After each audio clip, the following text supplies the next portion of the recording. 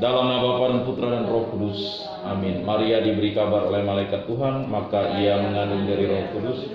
Salam Maria, penuh rahmat, Tuhan sertamu, terpujilah engkau di antara wanita, dan terpujilah buah tubuhmu Yesus. Santa Maria, Bunda Allah, doakanlah kami yang berdosa ini sekarang dan waktu kami mati. Amin. Aku ini hamba Tuhan, terjadilah padaku menurut perkataanmu.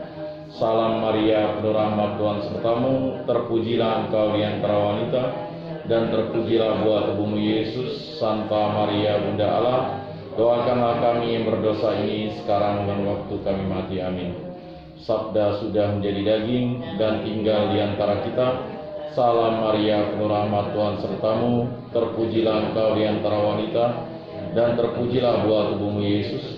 Santa Maria, Bunda Allah, doakanlah kami yang berdosa ini sekarang dan waktu kami mati. Amin. Doakanlah kami ya Santa Bunda Allah, supaya pantaslah kami menikmati janji Kristus. Marilah berdoa. Ya Tuhan, karena kabar malaikat kami mengetahui bahwa Yesus Kristus Putramu menjadi manusia, kami mohon curahkanlah rahmat-Mu ke dalam hati kami, supaya berkat sengsara dan salibnya kami dibawa kepada kebangkitan yang mulia oleh Kristus Tuhan kami. Amin. Dalam nama Bapa dan Putra dan Roh Kudus. Amin. Lagu pembukaan nomor 31.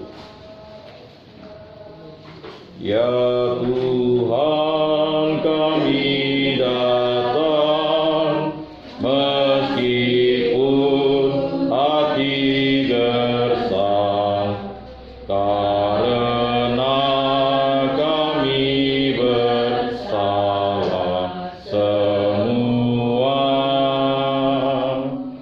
Pada Dikau, pada teman, pada kawan serta lawan, karena kami bersalah semua. Di dalam sikap benci dan hasrat cinta diri, pantaskah kami menghadap padamu? Tanpa maaf, tanpa berkah, tanpa ampun yang terlimpah, pantaskah kami menghadap padamu? Padamu kami mohon dan ingin setia janji. Ya Tuhan, kami kan baik selalu dengan Dikau, dengan teman, dengan kawan serta lawan. Ya Tuhan, kami kan baik selalu. Dalam nama Bapa dan Putra dan Roh Kudus. Amin. Semoga kasih karunia Tuhan kita Yesus Kristus, cinta kasih Allah dan persekutuan Roh Kudus beserta kita sekarang dan selama-lamanya. Bapak, Ibu, Saudara-saudari yang terkasih dalam Yesus Kristus, pada pertemuan ketiga dalam pendalaman kitab suci pada aksi puasa pembangunan Keuskupan Agung Pontianak ini, kita memiliki subtema semakin beriman, semakin solider. Tidak terasa walaupun kita satu minggu ini sudah 3 hari berturut-turut dari Sabtu, Minggu, dan Senin, kita sudah masuk ke pertemuan ketiga. Puji Tuhan, masih banyak yang sangat siap untuk mengikuti pendalaman ini. Moga-moga nanti pada hari Rabu di rumah kami nanti bisa lebih banyak yang hadir mewakili keluarga lepas keluarga. Pendalaman kitab suci ini diinginkan agar setelah kita pertemuan bersama di lingkungan, kita bisa kembangkan lagi di rumah-rumah kita masing-masing, walaupun nanti masa prapaskah sudah lewat. Pada masa Paskah kita bisa kembangkan, kita baca berulang-ulang. Karena memang tema ini sesuai dipilih oleh Kuskupan Agung Pontianak untuk kita mengembangkan hidup beriman kita di lingkungan, paroki, ya. Karena kita di Bunda Maria Juruju ini lingkungan dan paroki. Sebenarnya ada wilayah. Mudah-mudahan setelah Paskah akan terbentuk wilayah. Nah, kemudian kalau di kampung-kampung itu sudah lingkungan, dia ada stasi, nah begitu, paroki, dan di kuskupan, sehingga tumbuh kembang iman umat itu dia konsisten atau bersama begitu. Dimanapun kita berada di Kuskupan Agung Pontianak, bahkan di kuskupan yang ada di Kalbar atau yang ada di Indonesia ini atau di dunia, kita semakin mampu menjadi orang Katolik yang semakin beriman dan semakin solider.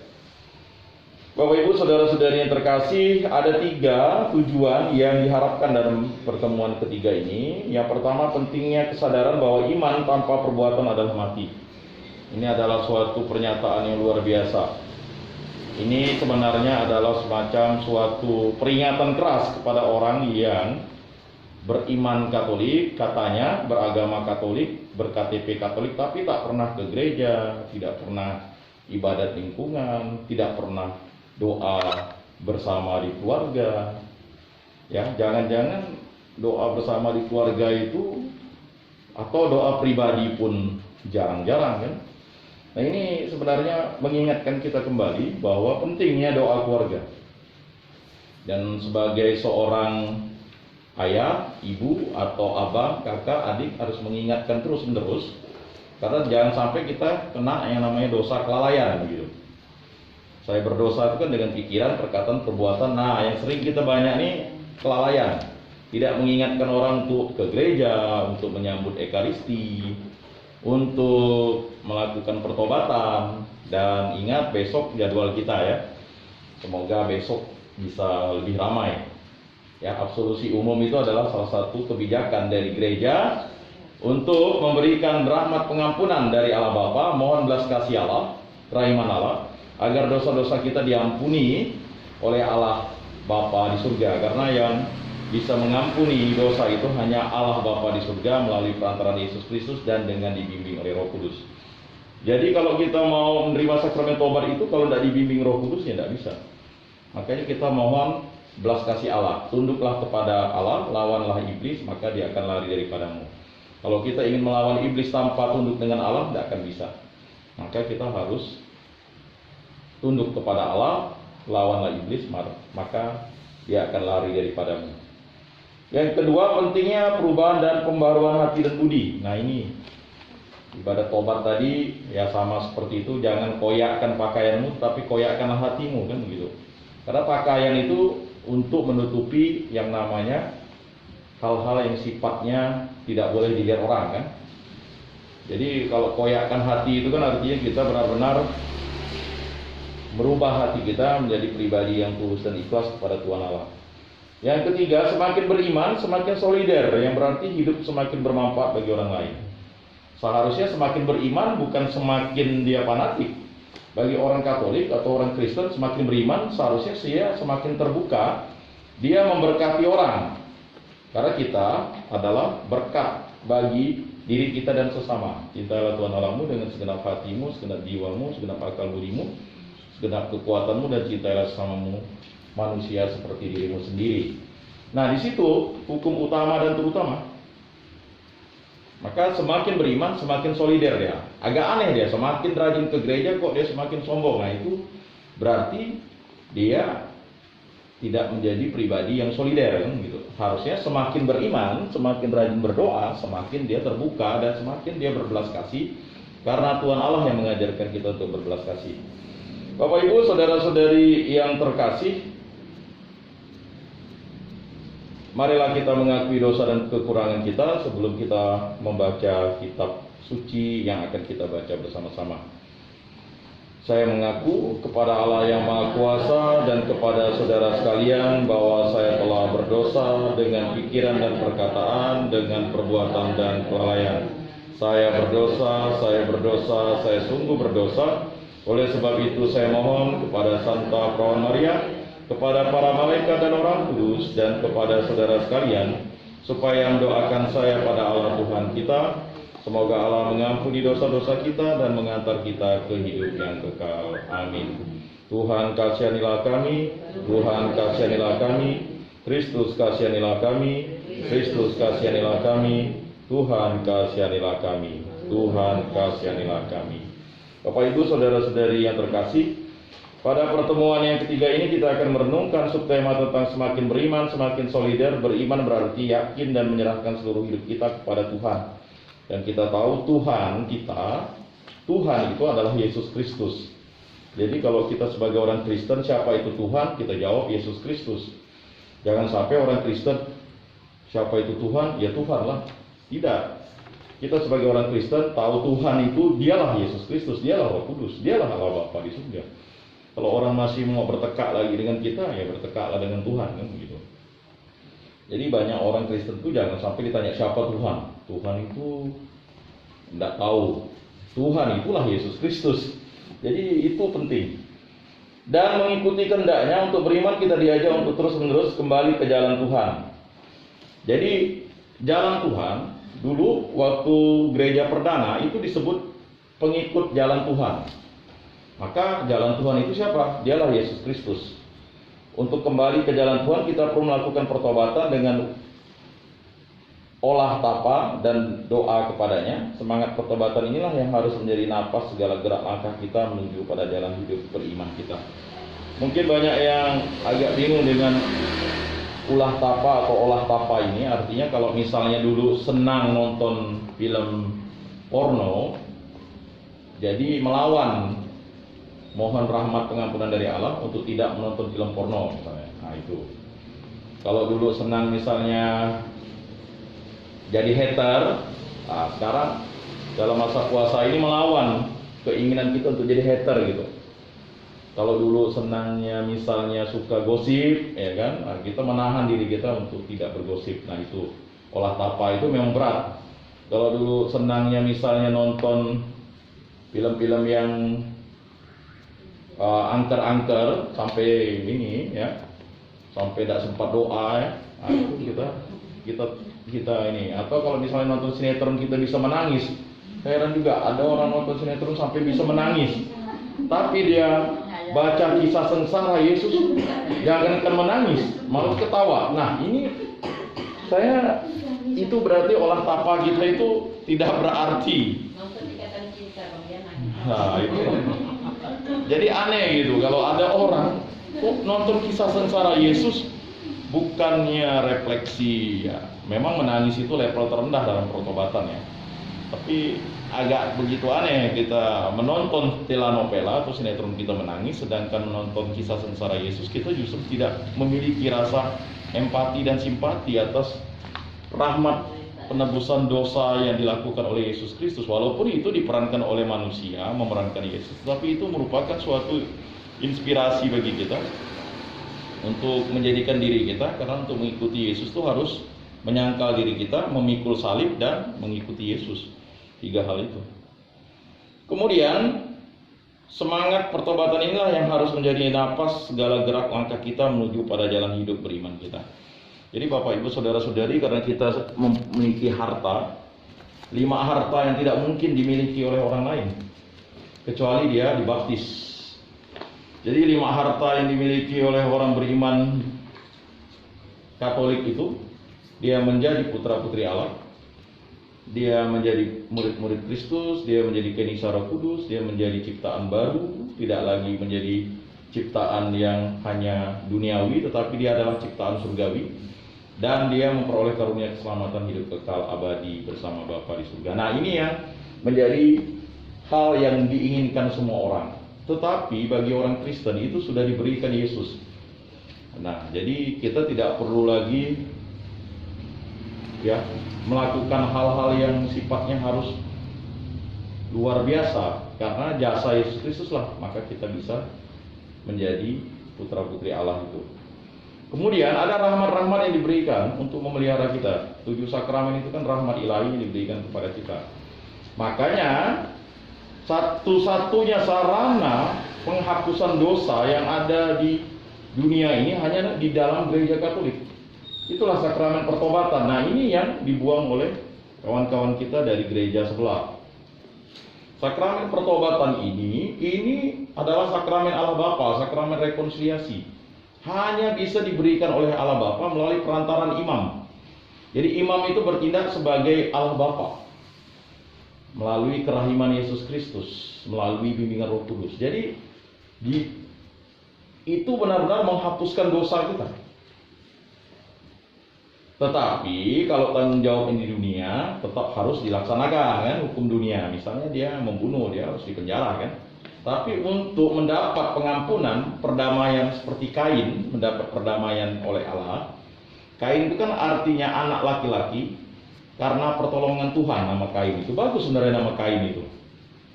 Kalau dibaca di kitab Kejadian, banyak mungkin yang hanya baca kitab Kejadian itu lewat-lewat. Coba baca kitab Kejadian benar-benar. Hawa itu bersyukur karena mendapat anak laki-laki karena pertolongan Tuhan. Nah, itulah Kain. Jadi tidak ada yang mau ngasih nama anaknya Kain ya, takut jadi pembunuh pula, pembunuh adiknya ya. Padahal sebenarnya Kain itu. Makanya Kain mendapat belas kasih Allah. Sehingga Kain itu dia tidak boleh dibunuh orang. Kalau dia dibunuh, dia 7 kali lipat dibalas. Nah, Kain, Habel ya. Lalu kalau Set itulah anak ya, pengganti Habel namanya, diberikan Tuhan. Nah, jadi memang agak jarang ya mau memberikan nama anaknya Kain ya, karena takut ini ya. Tapi kalau orang itu benar-benar dia paham arti nama Kain itu sebenarnya adalah anak laki-laki yang diberikan berkat pertolongan Tuhan. Pertolongan Tuhan ya. Makanya biasanya pastor itu sebelum misa, pertolongan kita dalam nama Tuhan yang menjadikan langit dan bumi kan begitu. Bapak Ibu, marilah kita berdoa bersama-sama. Marilah kita berdoa.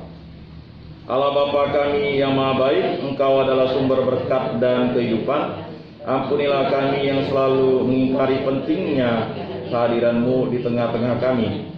Semoga pertemuan kami ini kami semakin yakin akan nilai-nilai kebenaran, keadilan, solidaritas, dan berbagi pada sesama kami yang membutuhkan bantuan sebagai wujud dari keberimanan kami. Dengan pengantaran Yesus Kristus, Putra-Mu, Tuhan dan Juru Selamat kami, yang hidup dan berkuasa bersama Dikau dalam persekutuan dengan Roh Kudus, Allah sepanjang segala masa. Amin. Bapak Ibu, saudara-saudari yang terkasih, marilah kita membaca Injil Yesus Kristus menurut Santo Lukas bab 10 ayat 25 sampai 37. Orang Samaria yang baik hati. Seperti biasa, laki-laki akan membaca ayat ganjil dan kaum perempuan akan membaca ayat genap. Mari kita membaca bersama-sama. Pada suatu kali berdirilah seorang ahli Taurat untuk mencoba Yesus, katanya, "Guru, apa yang harus kuperbuat untuk memperoleh hidup yang kekal?" Jawab Yesus kepadanya, "Apa yang tertulis dalam hukum Taurat? Apa yang kau baca di sana?" Jawab orang itu, "Kasihilah Tuhan Allahmu dengan segenap hatimu, dan dengan segenap jiwamu, dan dengan segenap kekuatanmu, dan dengan segenap akal budimu, dan kasihilah sesamamu manusia seperti dirimu sendiri." Kata Yesus kepadanya, "Jawabmu itu benar. Berbuatlah demikian, maka kau akan hidup." Tetapi untuk membenarkan dirinya, orang itu berkata kepada Yesus, "Dan siapakah sesamaku manusia?" Jawab Yesus, "Adalah seorang yang turun dari Yerusalem ke Yeriko. Dia jatuh ke tangan penyamut-nyamut yang bukan saja merampoknya habis-habisan, tetapi yang juga memukulnya, dan yang sesudah itu pergi meninggalkannya setengah mati." Kebetulan ada seorang imam turun melalui jalan itu. Ia melihat orang itu, tetapi ia melewatinya dari seberang jalan. Demikian juga seorang Lewi datang ke tempat itu. Ketika ia melihat orang itu, ia melewatinya dari seberang jalan. Lalu datang seorang Samaria yang sedang dalam perjalanan ke tempat itu, dan ketika ia melihat orang itu, tergeraklah hatinya oleh belas kasihan. Ia pergi kepadanya, lalu membalut luka-lukanya. Sesudah ia menyiraminya dengan asur, kemudian ia menaikkan orang itu ke atas keledai tunggangannya sendiri, lalu membawanya ke tempat penginapan dan merawatnya. Keesokan harinya ia menyerahkan 2 dinar kepada pemilik penginapan itu. Katanya, rawatlah dia, dan jika kau belanjakan lebih dari ini, aku akan menggantinya waktu aku kembali. Demikianlah Injil Tuhan. Terpujilah Kristus. Semoga dengan pewartaan Injil suci ini iman kita selalu diteguhkan. Amin. Bapak Ibu, saudara-saudari yang terkasih, pada pertemuan ketiga ini memang semakin dalam kita memahami arti cinta kasih yang luar biasa. Cinta kasih itu tidak membeda-bedakan atau membuat kasta-kasta. Kita ingat orang Israel ini terpecah. Israel itu terpecah, ada yang tinggal di utara, ada yang tinggal di tengah, ada yang tinggal di selatan. Nah, orang Israel itu tinggal di selatan, itulah orang-orang Yerusalem itu. Ya, kalau dia tinggal di tengah itu orang-orang Samaria, sedangkan orang yang tinggal di utara itu orang-orang Galilea.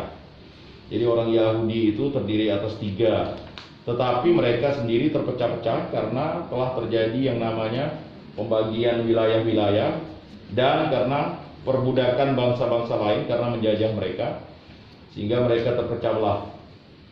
Nah, yang dilakukan Yesus ini adalah bagaimana orang-orang Israel itu bisa bersatu padu untuk mencintai Tuhan kembali. Makanya dia dilahirkan di Yerusalem, tapi dia tinggal di Galilea, kan begitu. Dan daerah Samaria pasti dilewati. Kalau mau pergi ke Yerusalem ya lewat daerah Samaria. Kalau mau pergi ke Galilea harus lewat ke Samaria. Jadi jalan tengah di situ. Nah, apa yang dilakukan Yesus ini luar biasa. Bagaimana dia melihat orang Samaria yang baik hati itu? Karena orang Samaria itu adalah sama-sama orang yang diberkati oleh Allah berdasarkan dari Allah Abraham, Allah Ishak, Allah Yakub. Bapak Ibu, saudara-saudari yang terkasih, semakin beriman semakin solider ini mengingatkan kita bahwa orang Samaria ini adalah jenis atau orang-orang Kristen di zaman sekarang atau orang-orang Katolik di zaman sekarang yang membuka dirinya untuk menolong orang lain, berbelas kasih kepada orang lain. Jadi kita melihat konteks ini sebagai sesuatu yang luar biasa. Karena semakin beriman tuh semakin solider. Semakin rajin ke gereja sebenarnya semakin solider ya. Solider itu seperti berbela rasa, tetapi bukan untuk melakukan tindakan-tindakan yang tidak baik. Jadi kalau misalnya orang ngumpul itu kan, kalau kawannya dipukul orang dia lalu balas, itu bukan berbela rasa namanya. Itu solidernya berbeda. Solider kita ini solider untuk berbuat baik. Semakin kita ke gereja, semakin kita bertindak sesuatu yang baik dan benar di hadapan Tuhan. Bapak Ibu, saudara-saudara yang terkasih, mengapa Yesus mengangkat orang Samaria yang baik hati ini? Karena orang Samaria ini melakukan tindakan-tindakan yang sungguh menyenangkan hati Tuhan Allah. Cintailah Tuhan Allahmu dengan segenap hatimu, dengan segenap jiwamu, dengan segenap akal budimu, dengan segenap kekuatanmu, dan cintailah sesama manusia seperti dirimu sendiri. Nah, ini terjadi dicatat oleh Lukas sebagai suatu gambaran refleksi yang dalam tentang siapakah Tuhan Allah itu. Jadi Tuhan Allah itu bisa bekerja dan berkarya kepada orang-orang yang dianggap hina dina oleh orang lain. Bahkan orang mungkin menganggap dia berbeda. Kami orang Yahudi, sedangkan engkau orang Samaria. Orang Samaria ini kan orang Yahudi yang kawin dengan suku lain, maka disebut orang Samaria, maka tinggalnya di daerah tengah ya.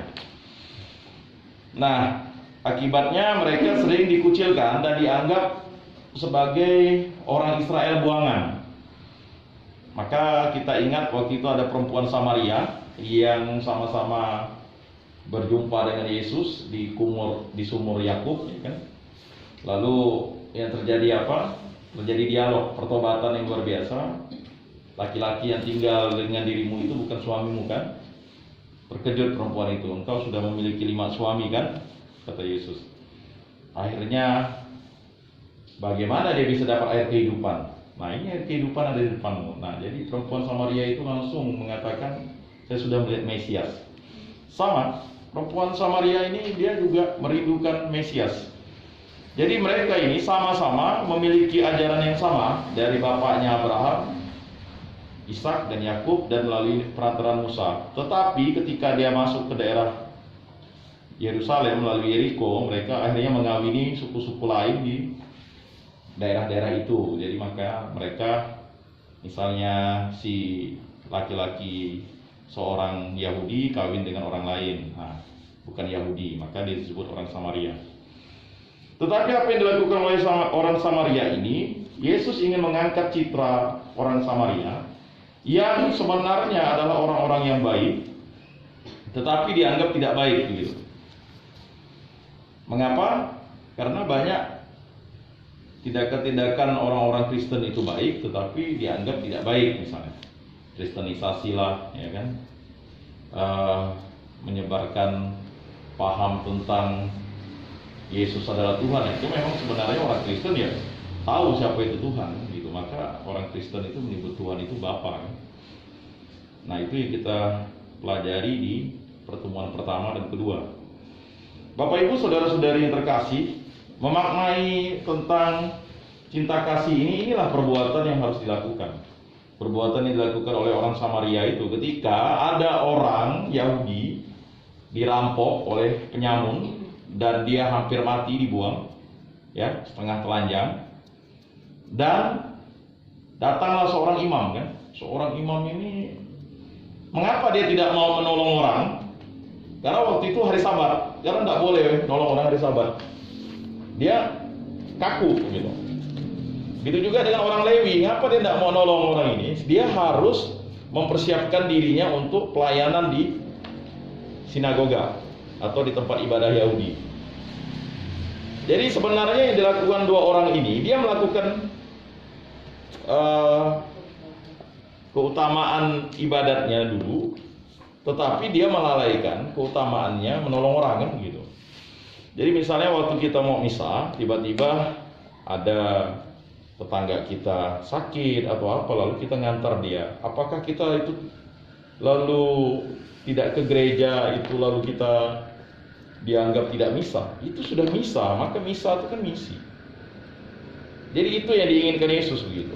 Menolong orang sakit, kan. Pas jam 7:30 mau misa, tiba-tiba ada tetangga sakit minta tolong, ya ditolong. Oh, saya sedang tugas nih, mau baca kitab suci, ya kan? Nah, ini kan sama seperti imam ini nih. Imam ini, oh saya mau mempersiapkan misa nih. Ya, tapi kan ada orang yang setengah mati di situ. Ya kan? Jadi rasa empati manusia ini memang sesuatu yang harus diasah terus-menerus. Atau sama seperti orang Lewi misalnya, kan? Ini saya ini prodiakon nih, ya kan? Mau bagi komuni. Jadi tidak bisa nih. Nah, tapi orang Samaria ini yang adalah konteksnya, dia itu adalah ketika dia lewat, dia lihat ada orang yang menderita, bahkan dia bawa di atas keledainya dan dia antar ke penginapan. Nah, dia tahu bahwa pertolongan dia itu tidak akan ada apa-apanya kalau diketahui oleh orang Yahudi. Makanya dia meminta orang di penginapan yang orang Yahudi itu untuk menolongnya supaya dia tidak dipersalahkan. Kalau dia menolong langsung, dia pasti dipersalahkan. Dia sudah menolong langsung ketika dia dalam keadaan tidak ini. Tapi ketika di penginapan, dia minta tolong orang Yahudi untuk merawat dia, karena dia nanti bisa dipersalahkan. Karena tidak boleh menolong orang Yahudi itu, dianggap tidak berguna pertolongannya. Tapi kan karena dia manusia, dia melihat orang Yahudi itu sengsara, dia tolong. Nah, makanya dia bilang nanti dia kasih duit.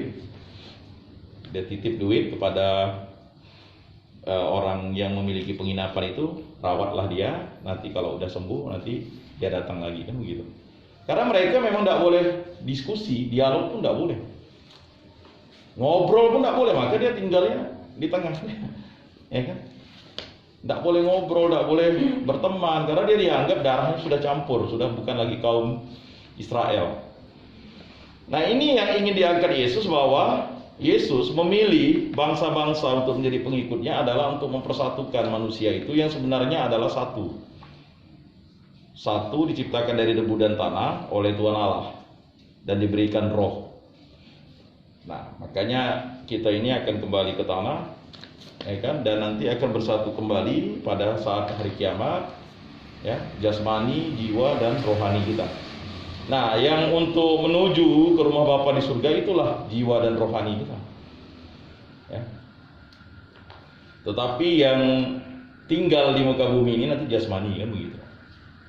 Nah, ini yang perlu kita dalami bersama-sama. Bapak Ibu saudara-saudari yang terkasih, kita lihat refleksi dan sharing. Apa motivasi dan tujuan orang Samaria menolong orang yang tergeletak di jalan? Silakan ibu-ibu.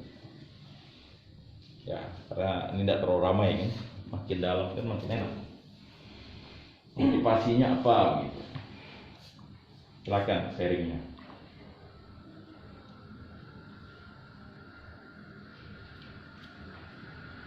Motivasi dan tujuan orang Samaria menolong orang yang tergeletak di jalan. Karena kasihan dia. Kasihan. Karena belas kasihan. Belas kasihan, ya. Dia menolong mereka supaya sembuh dari luka-lukanya. Ya, karena dia pukulin kan. Iya, itu. Karena belas kasih. Belas kasih ya, Bu. Yang lain mungkin ada? Karena dia merasa sama-sama manusia. Sama-sama manusia. Dia tidak membedakan suku, ras atau kelompok-kelompok.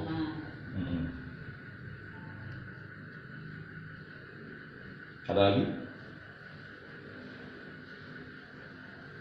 Kita lanjut saja ya. Apa untungnya bagi orang Samaria menolong orang yang tergeletak di pinggir jalan tersebut? Untungnya orang Samaria malah dia rugi duit, rugi waktu, rugi dagang. Dia kan dagang nih, dia mau pergi, ya kan, banyak ruginya ya. Tapi ngapa dia harus nolong orang Yahudi itu, ya, orang yang tergeletak di pinggir jalan tersebut kan? Kayaknya disebut orang tergeletak, dia tidak tahu itu orang Yahudi kah, atau orang Samaria kah, atau orang apa. Pokoknya dia tahunya orang nggak itu. Dia tidak mau lihat lagi nanya, orang Yahudi kan? Orang Kristen kan? Ya kan? Apa untungnya kan? Dia udah rugi waktu, rugi tenaga, bahkan dia harus rugi duit. Habis itu dia juga harus ke penginapan. Mungkin ada ketenangan batin atau gimana gitu kali. Ketenangan batin ya. Karena menolong tuh mungkin dari dalam hati kan ya, keluar dari dalam hati. Artinya tuh terlalu damai gitu atau senang gitu lah. Atau kasihan ngeliat orang tergeletak.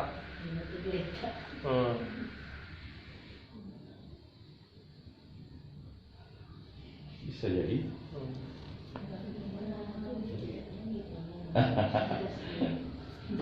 Ini yang lain mungkin. Oke, kita lanjut ya, yang ketiga. Mengapa imam dan seorang Lewi tidak membantu orang yang tidak dirampok dan tergeletak di jalan tersebut?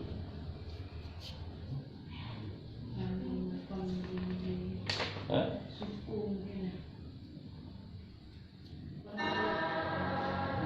Imam dan orang Lewi tidak mau nolong orang itu.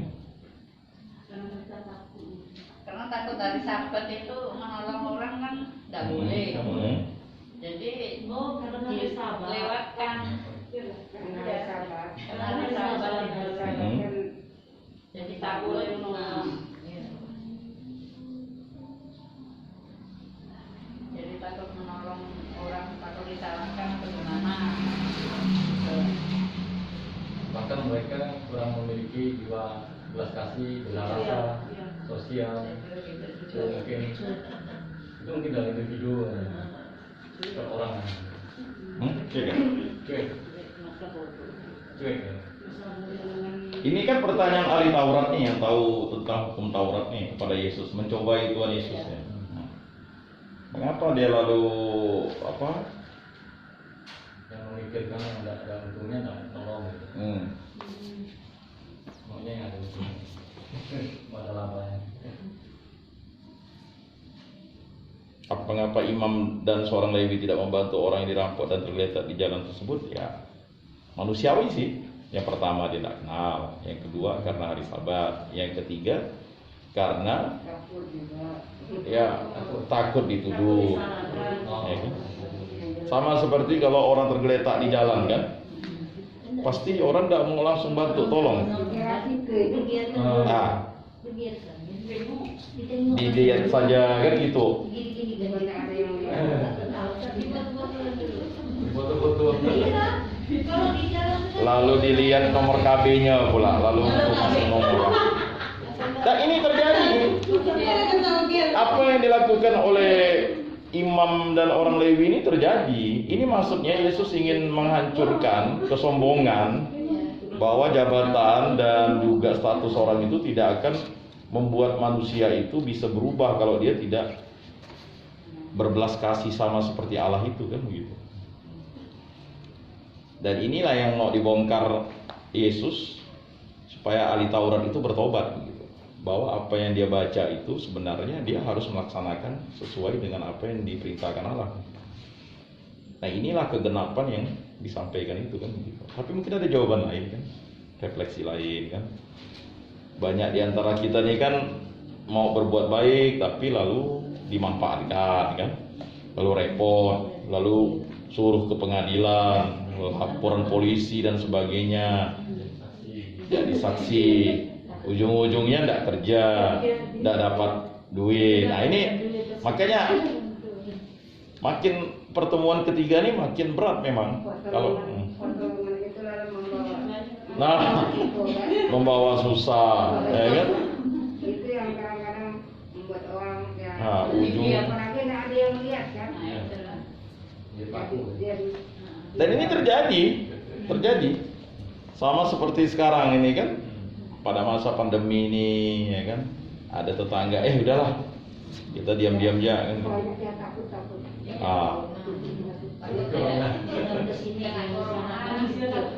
Mau melayat tetangga mikir-mikir dulu kan, sakitnya apa kan gitu. Udah jelas sakitnya jantung pun masih pikirannya itu corona dan sebagainya, ya kan? Nah ini juga sesuatu hal yang memang mau dibongkar oleh Yesus, bahwa apapun yang terjadi di muka bumi ini pastilah manusia itu akan menghadapi peristiwa bencana dan musibah, kecelakaan dan kemalangan seperti ini gitu. Dan saya rasa kalau kita mengikuti kehendak Allah itu, belas kasih Allah itu terjadi. Jadi begini, yang diinginkan itu, ahli Taurat itu mohon belas kasih dan kehendak Allah terjadi atas dirinya. Sehingga belas kasih dan kehendak Allah itu bisa membuat orang itu merubah cara pandang orang lain yang keras terhadap kita. Ya kan? Ya, ini pernah kejadian saya putus rantai di air hitam kan.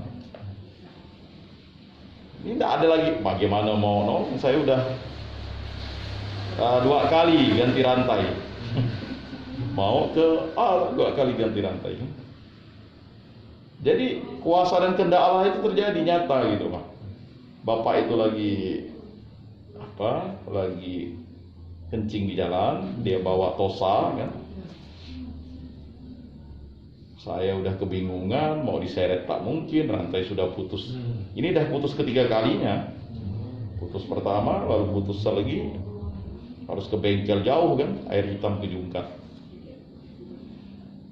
Akhirnya ya bapak itu, apa Pak?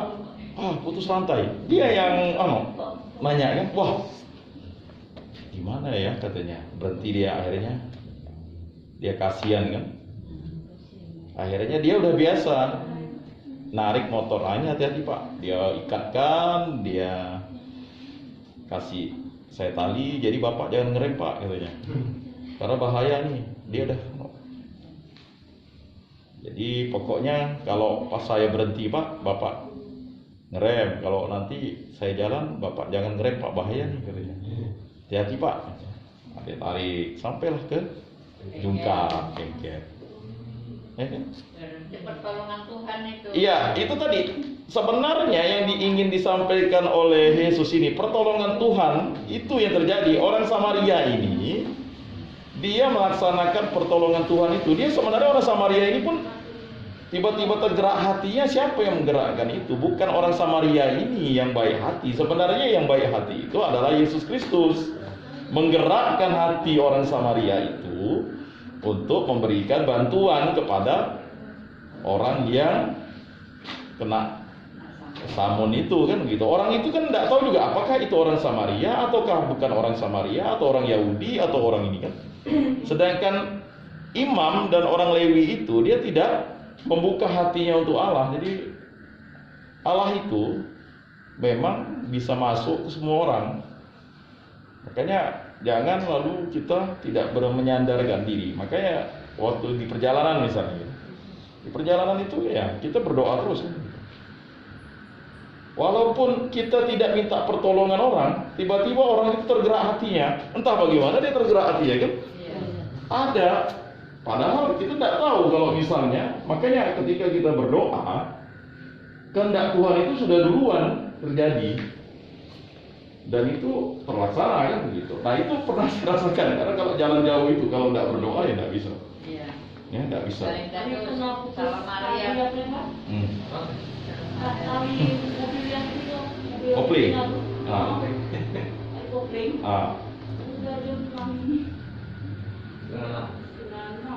Udah masuk ke Tanjung. Satu jam Iya, lagi kan? kebayang. Mudah-mudahan lah ada lah yang naikkan mobil kita sampai kampung. Akhirnya pergilah ke rumah warga tuh yang di dekat situ kan. Mau mereka naikkannya tapi harus maghrib katanya. Sambil buru-buru mau ke arah Kuala Dua gitu. Sambil mau buru katanya. Kalau puji Tuhan lah ada yang Itu saya tidak hanya sekali ya yang dulu. Yang kedua kalinya itu waktu pas anak Pak Tadius mau kawin si Ari itu ya. Jadi kan saya berikan materi di Batang Karang. Saya ajak satu anak mahasiswa, lalu saya harus pulang kan. Di perjalanan pergi itu ban saya udah bocor tuh, ban mobil saya. Ganti ban dalam. Waduh.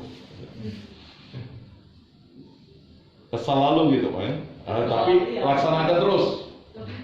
Sampai di sana 1,5 jam habis itu pulang. Pulang ban terasa kempes lagi. Isilah angin tuh pakai hidrogen ya. Tahu-tahu sampai di Benuang tuh kan, Benuang. Pecah ban saya. Ban yang pertama sudah pecah, ban yang kedua sudah pecah. Udah habis kan. Akhirnya sampai di Benuang itu ya kurang lebih jam berapa? Tidak lama, sekitar 15 menit datang bapak itu. Dia orang Protestan. Ngapa Pak? Pecah ban. Dia singgah. Lama. Pakai ban saya aja Pak. Oh tidak bisa, mobilnya beda. Lalu saya tidak ada bawa duit tuh. Tidak ada bawa duit. Lalu saya bilang gini ya Pak, bisa nggak tolong saya antar lagi balik ke Sipangampar, kan di situ ada tuh. Sipangampar dari Benuang itu jauh loh, 1,5 jam. Saya buka ban 2 ya kan. Saya suruh kawan saya itu tidur di mobil. Saya berangkat lagi dengan bapak itu. Di perjalanan bapak itu kasihkan kesaksian. Saya Pak sebenarnya tidak mau kesini Pak, saya mau ke Tayan gitu. Tapi kok hati saya maunya ke sini. Lalu sebenarnya saya mau ke simpang, ada satu di daerah itu kan ada kampung tuh sebelum Benua tuh. Saya juga mau ke situ Pak, tapi mau ke sini terus gitu katanya. Cerita terus kan, akhirnya sampai di sana. Saya kan tidak bawa duit nih. Akhirnya saya harus pakai kartu kredit ke Tayan ya. PIN-nya itu di HP saya yang biasanya suka lowbat. Hari itu HP itu ada pula Akhirnya bisa lah dapat duit itu di ATM kan ban kan 1 juta lebih. Saya nggak bawa duit lagi, mana mau pinjam duit bapak itu nggak enak kan. Dia udah bantu, tolong, wah, sampai sana dapat lah kan. Akhirnya barulah beli ban lagi sampai jam 2:30 pulang pasang kan. Bapak itu kan udah bantu kan, nggak mungkin kan. Akhirnya orang warung itu ban pertama bisa saya masuk, ban kedua udah ada lagi kan. Bantu. Akhirnya ya udah saya kasih, kan kebetulan dapat baju tuh ya dari ban pengampar tuh ada. Saya kasih, terima kasih lah Pak kan. Saya kasih uang untuk bensin, sebenarnya sekedarnya 100.000 untuk dia kan. Udah. Berangkat ke Pontianak jam 6 pagi sampai ke Gang Tebu. Nah itu tadi saya katakan, belas kasih Allah tuh udah duluan menyertai kita. Tapi kita harus berusaha. Kalau kita hanya diam-diam saja, tidak punya usaha begitu Pak, belas kasih Allah itu tidak akan terjadi begitu. Nah ini sering di perjalanan itu Tuhan Yesus itu masuk ke dalam hati orang itu tanpa kita tahu, baik dia mau beragama apapun gitu Pak. Nah, jadi inilah yang kehendak Allah itu nyata gitu Pak. Jadi kita tidak akan tahu gitu Yesus itu masuk ke dalam hati orang itu. Makanya cintailah Tuhan Allahmu dengan segenap hatimu. Jadi itu sesuatu yang nyata begitu. Nah itulah Tuhan Yesus itu hadir di semua orang sebenarnya, tapi kita tidak tahu kapan. Karena yang tahu itu hanya misteri Allah saja kan begitu.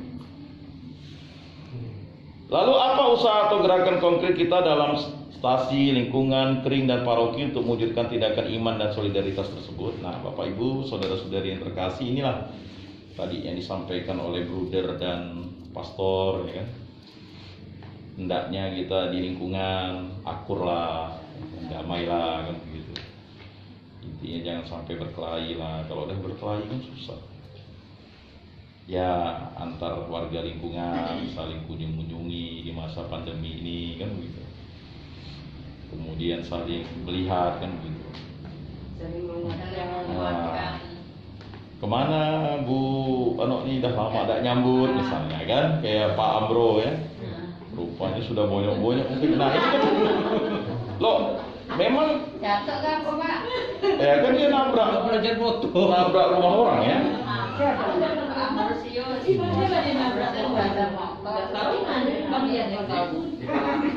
Mungkin di situ tuh lah lagu. Jadi habis mukanya ya. Nah, Jalan dulu. Yang itu yang Pak Agangnya. Oh, depan gang.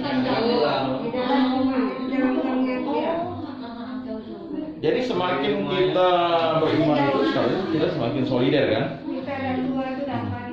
Nanya gitu kan, kemana orang ini kan, kemana anaknya, kemana. Terkadang kita di lingkungan ini nggak boleh cuek-cuek juga gitu Pak.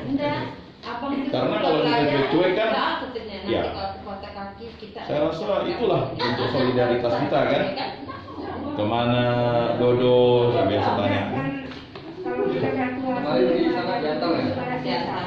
Itu namanya diantar. Kecuali masih muda tuh masih Kalau kita nggak care gitu kan, jadi orang itu nggak care. nggak tahu nggak. Ya itulah tadi, semakin kita beriman tuh semakin solidar. Nah itulah aksi nyata kita saling mengunjungi itu kan. Ini Pak Sigar nggak bisa naik motor. Iya, disuruh jadi belajar tak mau. Nanti kalau patah kaki kita gunakan. Anak-anak ada katanya tuh aku belajar. Juga kan nanti kayak. Ya memang kalau Bu Sumi bilang itu kan umur 55 itu kan udah dilarang. Karena refleksnya sudah tidak bisa lagi. bedah saraf yang katakan itu. Ya udahlah, kalau udah 55 ya kan. Tapi beda di Gang Tebu ya, ibu-ibunya semuanya nggak bisa pakai motor. Dari mulai ujung sampai ke ujung ya. Ah ya, aneh kan? Dari misalnya, nggak bisa kan? Tapi anak-anaknya bisa pakai mobil, pakai motor.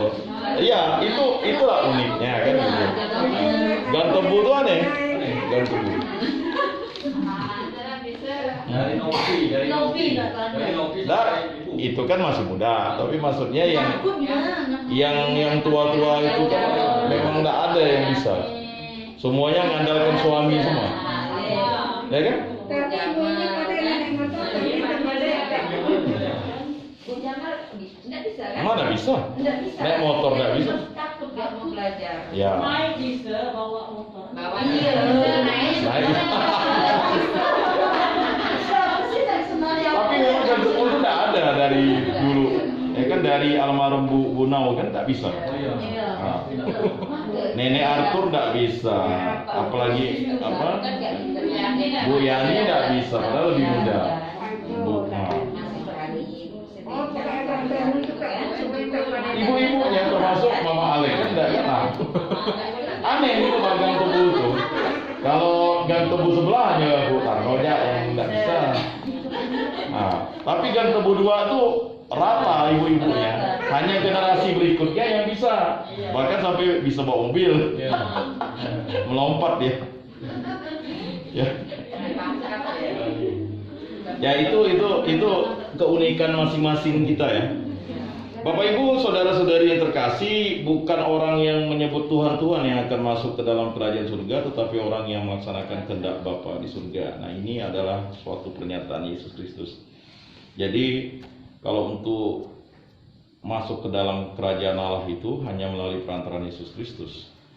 Dan perantaraan Yesus Kristus itulah kehendak Bapa di surga. Kehendak Bapa di surga itulah bimbingan Roh Kudus. Jadi orang Kristen itu bukan Allahnya 3, Allahnya itu Esa. Ya, Allah Bapa, Putra dan Roh Kudus. Bapa itu bertata di surga, sedangkan Allah yang menjadi manusia itulah Yesus Kristus.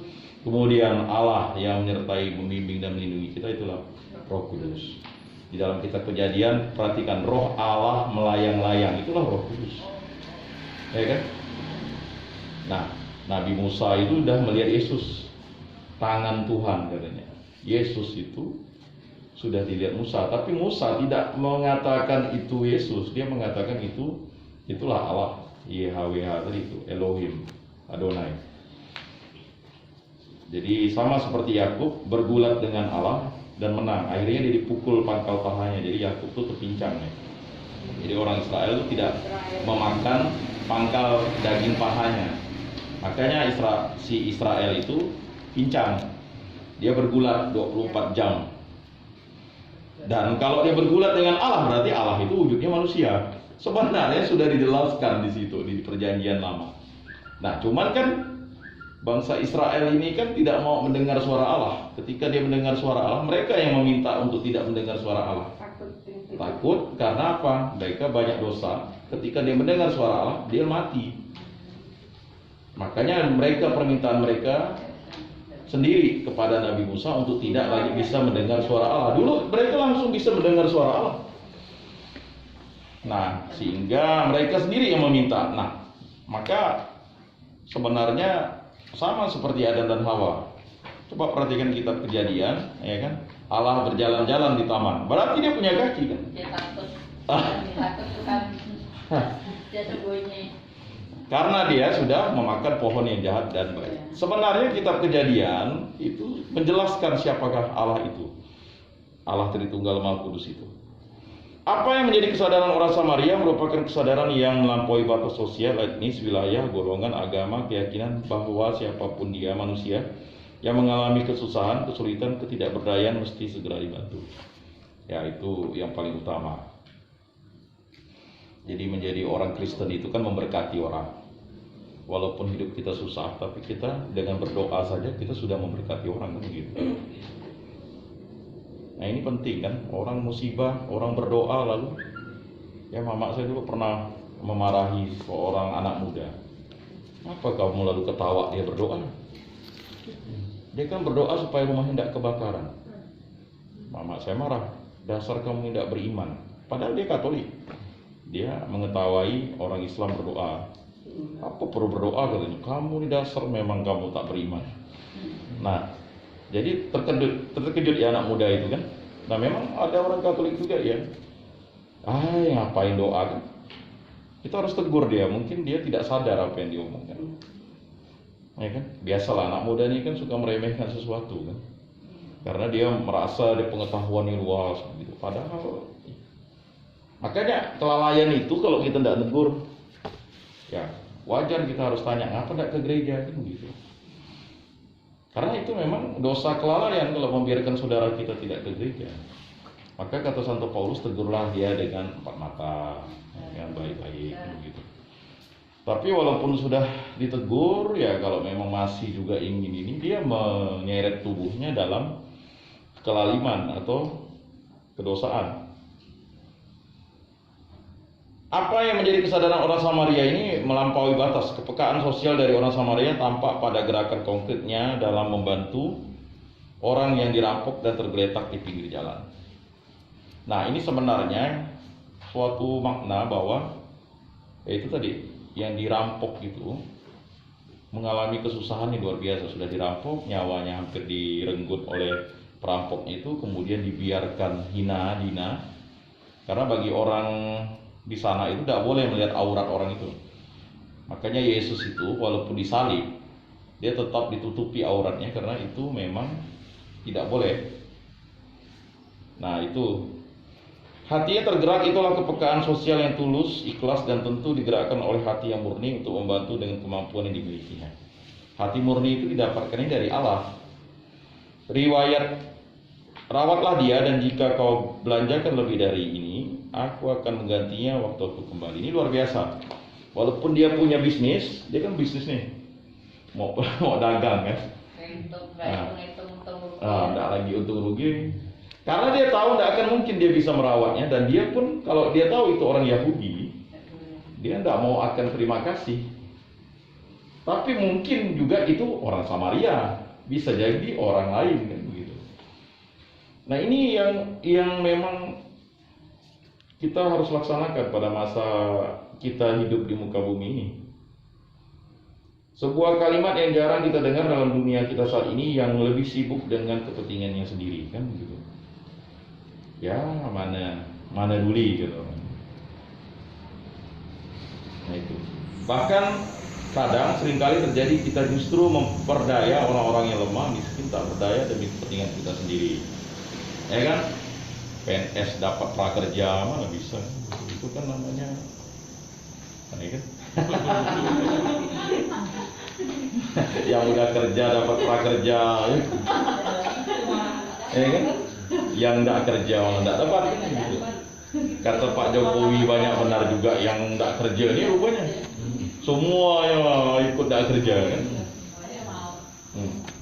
Ya itulah Indonesia tadi itu, karena memang hal-hal yang sifatnya menguntungkan itu pasti diambil kan. Kata Bu Sri Mulyani itu, Indonesia itu kerja keras, tapi bukan aset yang bekerja keras. Harusnya kan aset yang bekerja keras. Kalau orang Amerika, dia tidak kerja keras tapi aset yang bekerja keras. Kalau kita ini kan kerja keras, asetnya dibiarkan ya. Contoh punya mobil dibiarkan gitu. Kalau orang Amerika tidak, mesinnya tetap hidup ya, produksi terus ya. Kalau kita ini kan kita yang bekerja keras. Cara pandang kita ini memang pelan-pelan harus dirubah. Harusnya kan yang bekerja untuk kita kan rumah kita, bukan kita yang lalu kerja keras untuk rumah kita kan begitu. Nah, ini mungkin cara pandang yang harus dilihat ya.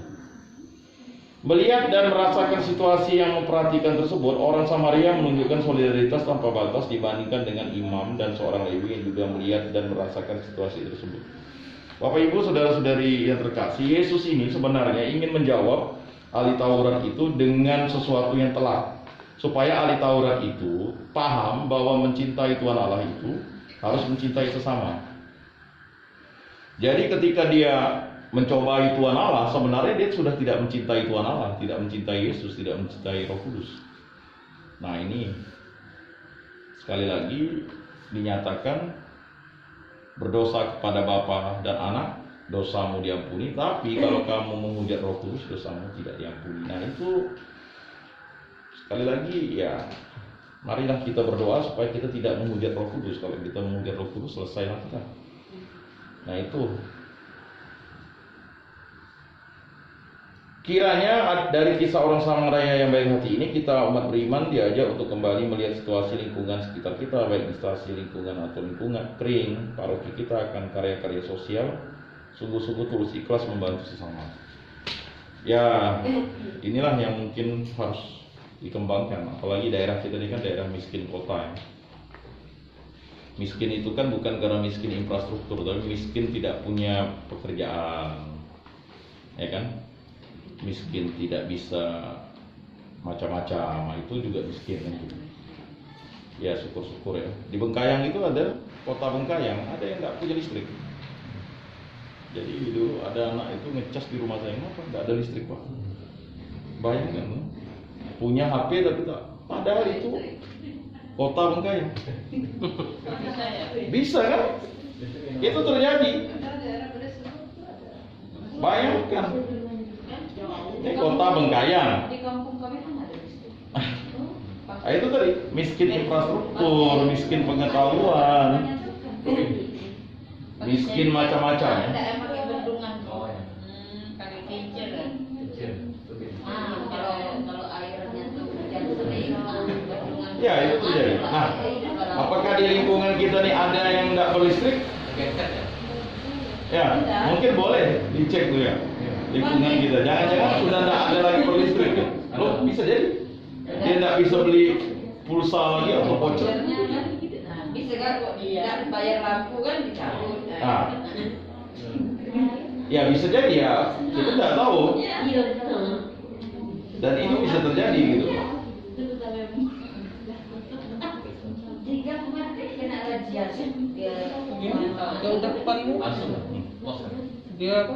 Dulu kan bukan pakai voucher, sekarang diganti pakai voucher. Dulunya kan 4,5. Kadang-kadang kita sisihkan dia. Jadi kena razia, dia tuh tidak lapor ke sana. Dia kan berdua. Ya itulah dari bentuk solidaritas, ngisikan dia voucher ya. Ini bisa kami isi kan yang depan. Karena, Itu kan dia dulu kan pakai yang kilometernya. Berapa bulan tidak bayar, putus, nggak diputus. ganti. Nah, terus ganti kan ini. Kita pakai voucher, kita ngajukan pakai voucher. Supaya dia berlistrik. Supaya berlistrik kan, kadang-kadang kita ngisikan gitu ya. Nah itulah bentuk solidaritas. Walaupun kecil, tapi itu bermakna dan bermanfaat kan. Biasanya mampu kan? Hah? Orang yang mampu kan? Orang tidak mampu. Untuk tetangga kita kan.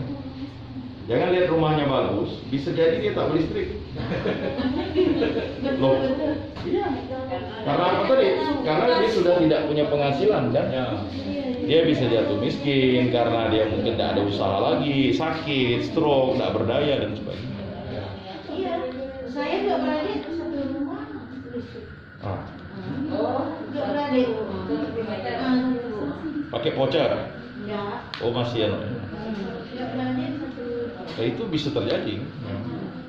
Dulu tetangga saya tuh waktu di Siantar nyambung listrik ke kami kan.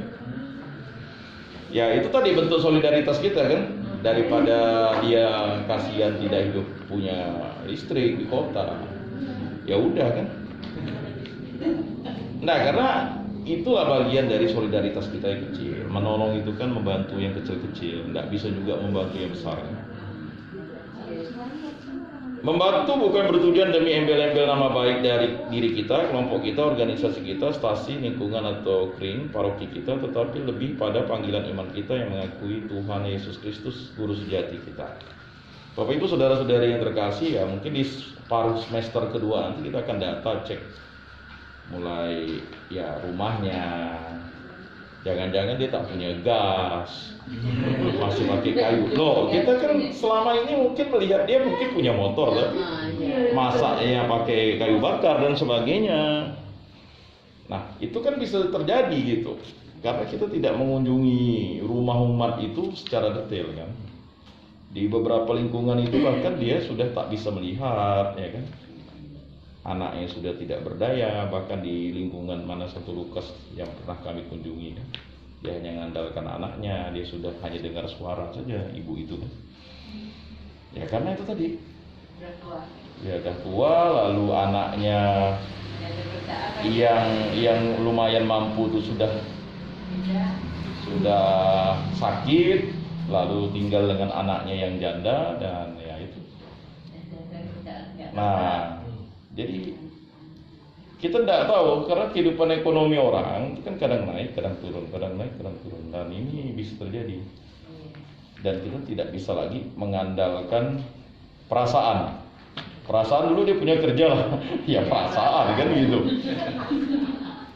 Nah ini juga penting untuk kita bersama saling bantu, saling solidar. Nah ini yang memang harus dikembangkan oleh kita. Bapak Ibu saudara-saudari yang terkasih, marilah kita menyampaikan doa umat. Silakan nanti ketua lingkungan yang akan menyampaikan doa umat. Ya Bapa yang Maha Kasih, Engkau menghendaki agar kami selalu sehati sejiwa dalam suka duka menghadapi berbagai tantangan hidup ini. Semoga dalam segala kerapuhan dan kelemahan kami, Engkau kuatkan agar kami tetap setia dalam panggilan hidup yang Engkau kehendaki. Pada kesempatan ini kami yang berkumpul di sini memanjatkan doa-doa permohonan kehadirat-Mu. Kiranya Engkau sudi mendengarkannya. Untuk para pemimpin di negara kami, ya Bapak, semoga para pemimpin di negara kami semakin bijaksana untuk berlaku adil dan benar memimpin bangsa dan negara kami. Berilah terang Roh Kudus-Mu agar mereka dapat memberikan perlindungan kepada seluruh warga masyarakat dari segala bahaya yang mengancam keselamatan jiwa dan raga masyarakat.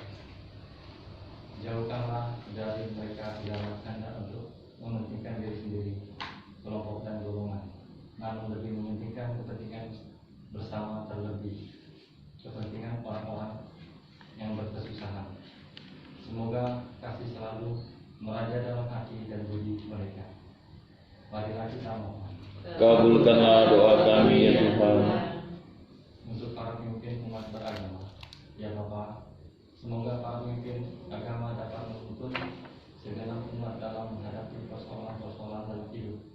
Jauhkanlah mereka dari segala godaan kepentingan untuk berkuasa. Semoga hanya kehendak-Mu lah satu-satunya yang mereka cari. Semoga mereka juga selalu mengingatkan umat untuk hidup saling menghormati, toleransi, solidar, dan berbagi satu sama lain. Marilah kita mohon. Kabulkanlah doa kami ya Tuhan. Bagi para penderita sakit, ya Bapa, semoga Engkau memperhatikan dan menjamah umat-Mu yang mengalami penderitaan dan sakit. Engkau sumber segala berkat dan kebaikan. Melalui kuasa kasih-Mu, berikanlah kesembuhan pada mereka yang menderita sakit. Dalam masa pandemi COVID-19 ini, seluruh umat manusia mengalami penderitaan, terlebih mereka yang terdapat virus corona 19 ini. Semoga mereka yang telah berulang akibat dari virus corona 19 ini bersatu dalam perjamuan kudus bersama dengan kita di surga. Marilah kita mohon. Kabulkanlah doa kami ya Tuhan. Bagi karya kerasulan PSM di negara kami, dalam bimbingan mereka dan para pendakan kerasulan sosial agar semakin menampakkan wajah gereja yang Engkau kehendaki. Berikanlah mereka kesehatan, lindungilah mereka dari segala bahaya dalam menjalankan tugas mereka. Semoga paroki dan stasi-stasi kami juga dapat menghadapi semangat solidaritas, berbagi, peka terhadap sesama yang berkesusahan, dan terus-menerus menghidupi nilai-nilai iman Kristiani yang diajarkan Tuhan Yesus Kristus.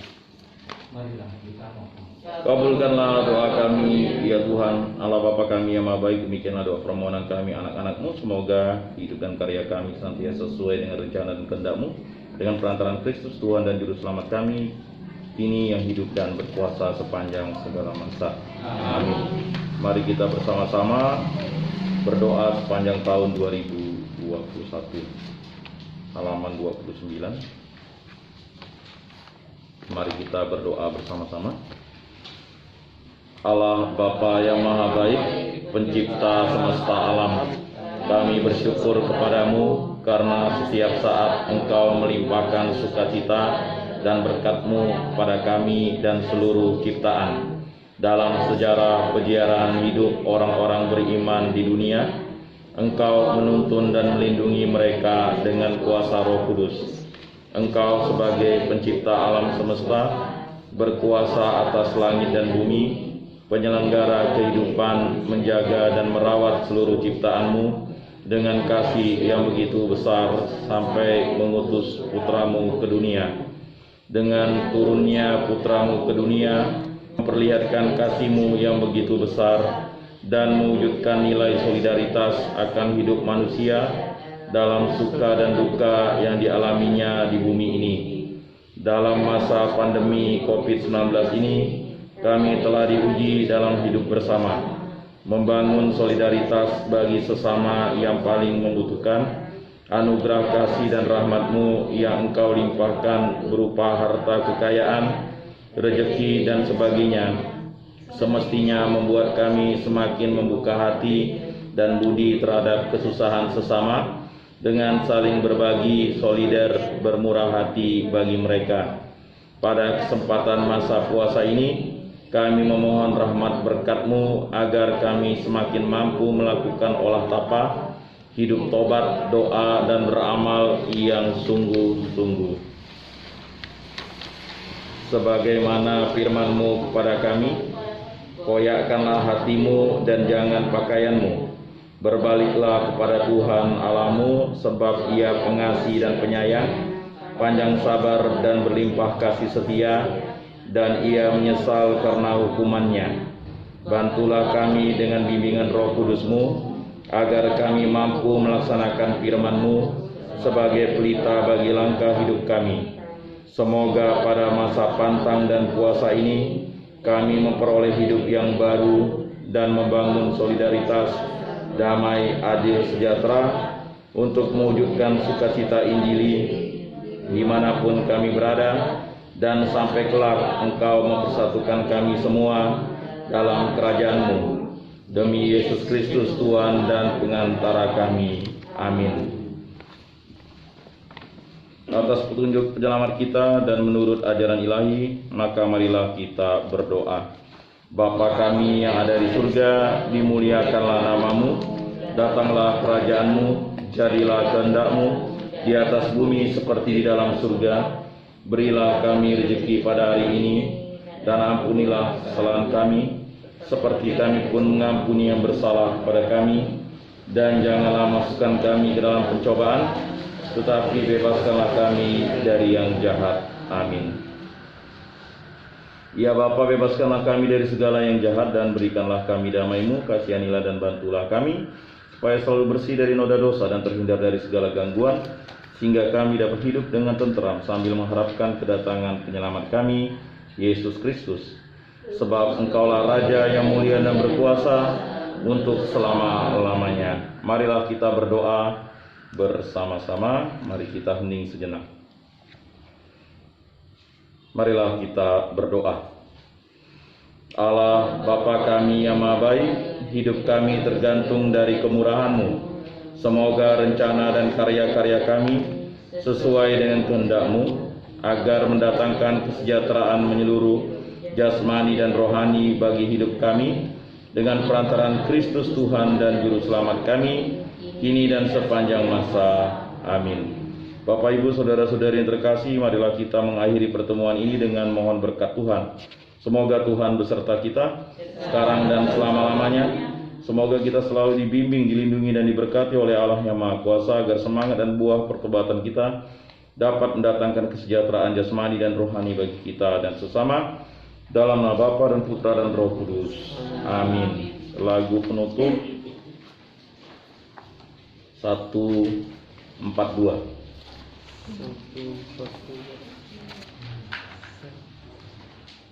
Halaman 159.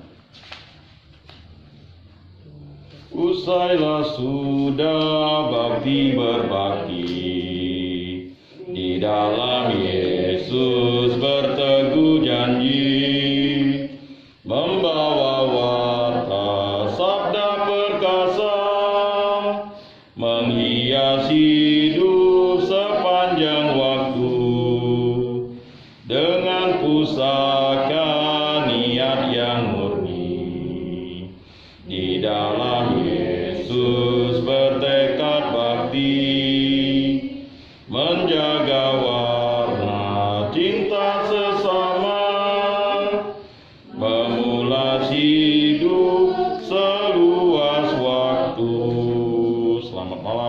kasih, damai, dan sejahtera.